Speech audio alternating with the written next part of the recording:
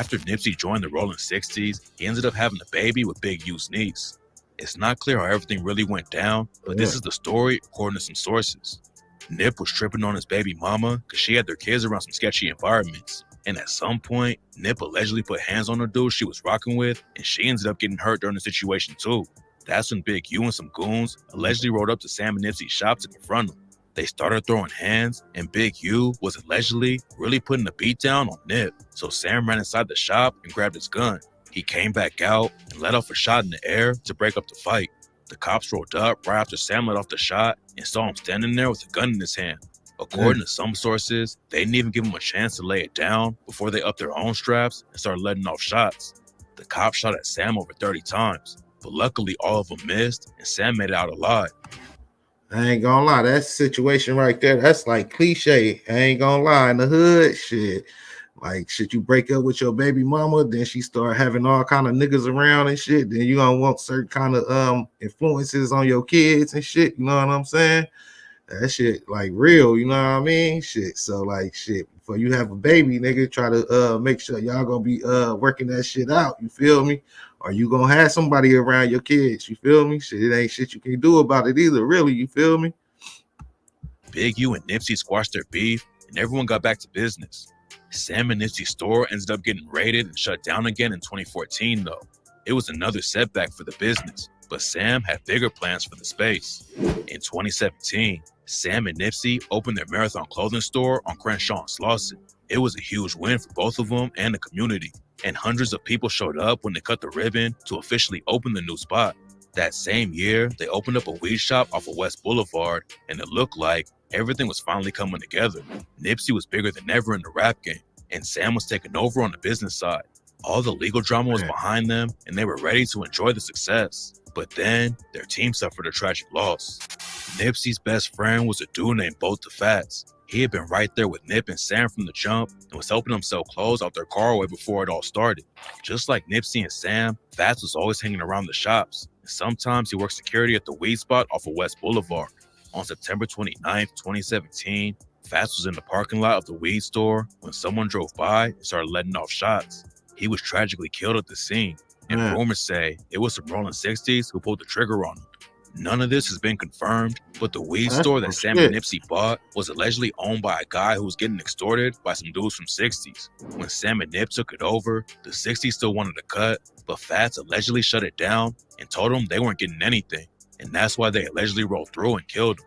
Fats dying was a huge loss for Sam and Nipsey, and on the track Racks in the Middle, Nipsey raps, I ain't gonna lie, y'all think like Nipsey getting involved in the like that gang shit fucked him up, or like he wouldn't have been Nipsey out the gang shit, you know what I'm saying? Because like he probably still would have been able to rap, but not been repping the gang. Y'all think he would have still had the same impact? I don't know. Let me know what y'all think about that in the comments. Damn, I wish my nigga Fats was here. How you died 30-something after banging all them years? Grammy nominated, in the sauna shedding tears. All this money, power, fame, and I can't make you reappear. But I don't wipe them though. We just embrace the only life we know. Sam and Nip kept it pushing after Fats died. But then 1 year later, Sam got wrapped up in another crazy situation that could have killed him again. In September 2018, a dude from the Rolling 60s showed up at the Marathon store with a gun. It's not clear exactly what went down inside the shop, but a couple minutes after he went inside with the strap, security footage showed a bunch of dudes chasing them out the shop. The police responded to reports of gunshots in the parking lot outside the store and eventually found the Rolling 60 affiliate. He had been beaten and stabbed and needed 9 staples in his head to close up the wounds, and he told the cops that Blacc Sam had pistol whipped him. Nobody in the shop would talk to the cops, but Sam ended up getting arrested, and the judge put him on a crazy $1 million bond. Paying $1 million was nothing for Sam though, and right after he posted bond, he flexed the private jet he was flying in. The Marathon clothing store was inside that nigga was doing it big, huh? Nigga got out on a meal. That's a fool with it. a strip mall, and the city wanted the people who owned the building to evict Sam and Nipsey, even though they weren't the ones starting all the drama. It looked like they might start all over again, but then the news broke that the building owners were just going to sell it to Sam and Nipsey instead of listening to the city. Owning the building was a massive win for them, and it meant they didn't have to worry about getting kicked out ever again. But just 2 months after they closed the deal, Sam suffered the biggest loss of his life. On March 31st, 2019, Nipsey was hanging out in the parking lot of the Marathon store like he did all the time. A dude named Eric Holder, aka Shitty Cuz, rode up to the spot, and Nipsey allegedly warned him about some snitching rumors that were going around on his name. Nip never called Holder a snitch. He allegedly just told him that he needed to clear the situation up, but the conversation got Holder so pressed that he grabbed his strap and shot Nipsey in broad daylight. I ain't gonna lie, that nigga looked dusty. They say he was like on that shit and like was going through some things. That nigga looked like it. I ain't gonna lie to you. Sam was at his grandma's house when he got the call Nipsey had been shot. Sam hopped in his whip and sped straight to the Marathon shop right after it went down. He saw Nip laying on the ground with blood and bullet holes all over him and started giving him CPR while he was on the phone with the 911 operator. Nipsey was still breathing at that point, and when paramedics got there, they put a tube down his throat and had an IV in his arm. There was a crowd standing around watching everything play out, and a lot of them thought Nip might pull through. But then, the paramedics lifted Nip onto a stretcher and someone screamed. When they moved his body, that's when everyone saw the bullet wound in the back of Nipsey's head. Nipsey was pronounced dead at the hospital, and Sam says he died because of how much he cared about the community. Nipsey and Sam hired a lot of street dudes to work at the Marathon store because they had trouble finding jobs. Sam and Nip wanted to give them an opportunity to change their lives and make it out of the streets. Man, that's fucked up. Because if you think about it, shit, Nip was like, shit, that nigga like leveled up. He could have just got the fuck up out of there and just lived his life. You feel me? But trying to help motherfuckers. So that's real fucked up. None of them could carry guns though, because they were felons. So Eric Holder was able to shoot Nip and start running away without anyone doing anything.